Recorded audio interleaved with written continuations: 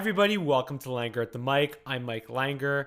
I'm going to be doing this video one take style here just because at the time that I'm recording this, I just got home late from work and I have a pretty busy day on Friday. So just still wanted to do this video because I want to talk about something very important that I briefly discussed after the Montreal Canadiens beat the Tampa Bay Lightning 3-2 on Tuesday, and now the Montreal Canadiens lost to the Boston Bruins 4-2 on Thursday now. But this is something that I want to talk about that's very important, and that is, should Kirby Dach play at center or should he play on the wing?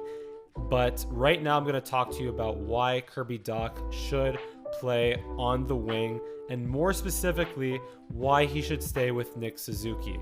Now, I know in this loss to the Boston Bruins, Kirby Dach played on the line at center with Denis Gurianov and Jonathan Drouin, while Nick Suzuki played with Raphael Harvey-Pinard on the first line with Mike Hoffman. So the points that Nick Suzuki and Kirby Dach got were both on the power play. Each of them had one goal and one assist in the game tonight from the power play. But that just alone speaks to how lethal of a combination they've been this season when they've played together. And Nick Suzuki went through a long stretch of not producing at the level he was producing at earlier this season while Kirby Dach was injured, while he had not played since Valentine's Day up until this past Tuesday. And yeah, just every time Nick Suzuki is playing with Kirby Dach, their production level is just they jive so well together, and that's why I think that Kirby Dach, for the sake of staying with Nick Suzuki, he has to stay on the wing. And I'm going to bring up the stats over here again. I'm not a huge advanced stats guy, but in situations like these, I think they do tell a little bit more or confirm a little bit more of the story, because right now you could just tell based on the eye test that Kirby Dach right away joins Nick Suzuki's line against Tampa the other night. What happens? Nick Suzuki forces a turnover. Kirby Dach, right place, right time, scores the opening goal. Habs win 3-2. Thursday night, Thursday night, Kirby Dach is with Nick Suzuki on the power play. What happens? Well, Nick Suzuki, although the Dach goal that was scored, the Suzuki goal that was scored in the first period, I think Kirby Dach got the secondary assist on that, but then there was just that beautifully set up play from Nick Suzuki on the half wall to Mike Matheson up top to Kirby Dach on the doorstep on the second goal that the Canadiens scored tonight, Thursday night, I should say. They just, again, they have such an understanding of where to be at the right place in the right time. But then there was also the Suzuki no-look pass to Kirby Dach, who then just fed Raphael Harvey-Pinard right in front, and Jeremy Swayman and the Bruins defenders had to make a spectacular effort or a save or effort, whatever you want to call it, to keep the puck out of the net. But that was just a beautifully well set up play between Kirby Dach and Nick Suzuki to set up Raphael Harvey-Pinard. Cole Caulfield's been the beneficiary of their work earlier in the season, but in this case it was Raphael Harvey-Pinard.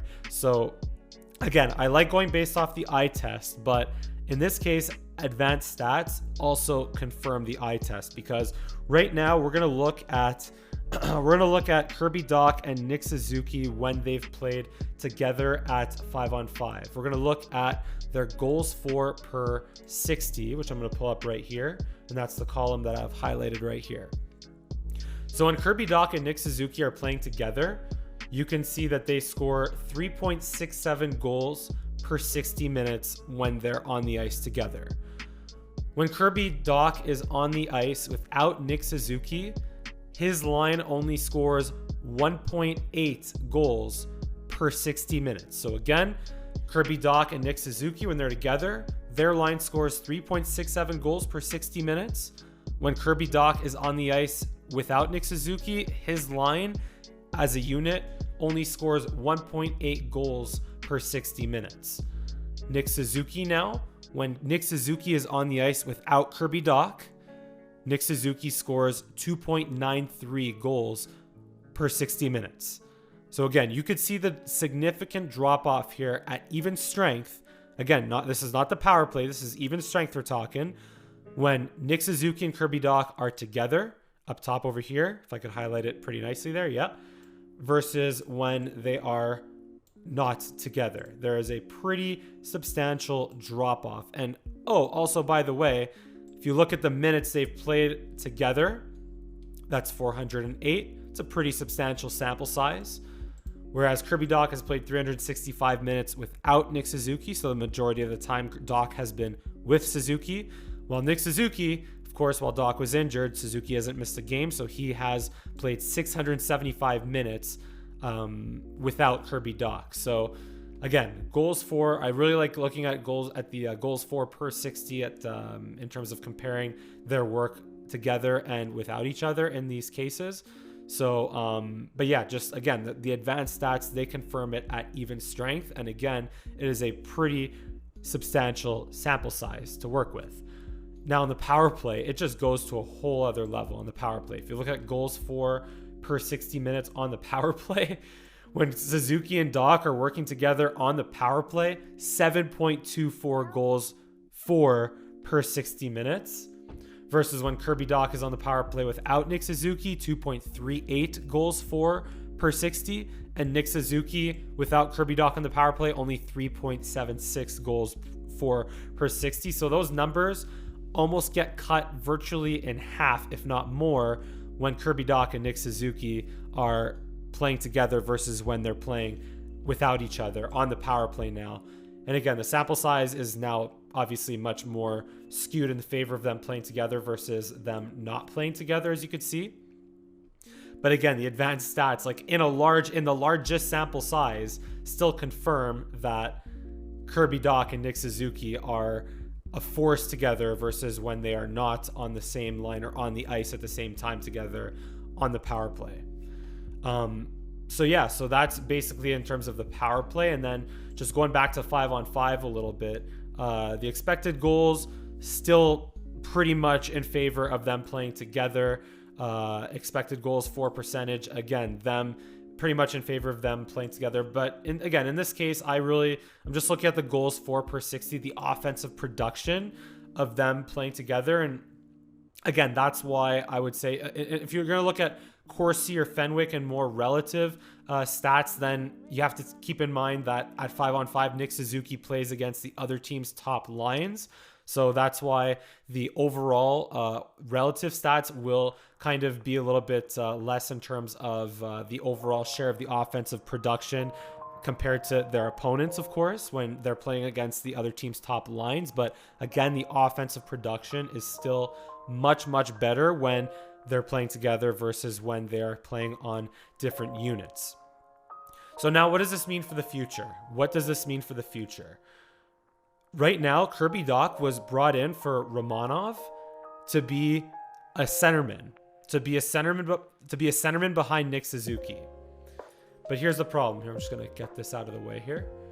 So Kirby Dach was brought in to be a centerman behind Nick Suzuki.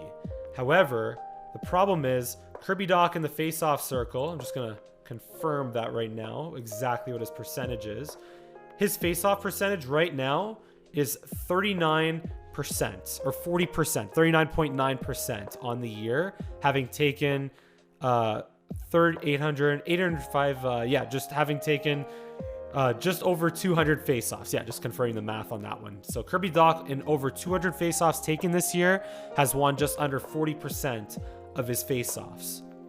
So he was brought in to be a center, but he has shown that his better efficiency or his offensive efficiency is that much better on the wing playing with Nick Suzuki. So it's almost like the Canadians traded Romanov to bring Dach in as a center, but ended up getting him as a winger. And that's totally fine because like I just showed you why he's been so effective as a winger with Nick Suzuki. And I didn't get too much into their stats with Cole Caulfield when he's been added to their line.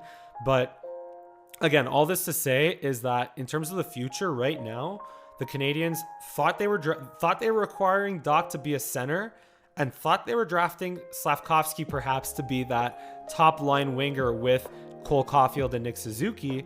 But it looks like they're going to have to, I'm just from my opinion, again, strictly based on my opinion, it looks like they're going to have to reconsider that a little bit, and maybe they actually have their future top line in Suzuki, Caulfield, and Kirby Dach, and now they're going to have to spend their resources or figure out how they're going to work their second line with, whether it's maybe Slavkovsky in the future, whether it's going to be whatever player they draft in the top 5 or top 10 in this coming draft in June, or maybe, dare I say, going back to the Pierre-Luc Dubois trade option.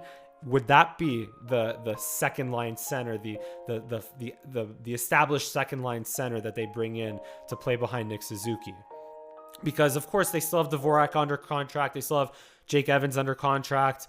Owen Beck, I was blanking on his name for a sec there. Owen Beck is only 18 years old and he still has plenty of time to grow, but he can maybe eventually be that middle to bottom 6 center behind Nick Suzuki. But the point is, if Kirby Dach is going to be a winger, which I think he should be, that means the Montreal Canadiens still have that void of 1A or 1B center to fill, which again, they could do so in the draft or maybe in the Pierre-Luc Dubois trade, or however it may be, they have to address it if Kirby Dach is going to be a winger alongside Nick Suzuki and inevitably Cole Caulfield. So just wanted to talk about that tonight because again, with Suzuki and Kirby Dach both getting a goal and an assist each once again on Thursday night in the loss to the Boston Bruins, even though it was on the power play, not at even strength, just shows once again how effective they are together. So that's all I want to talk about tonight. What do you think about Kirby Dach? Should he be a center? Should he be a winger?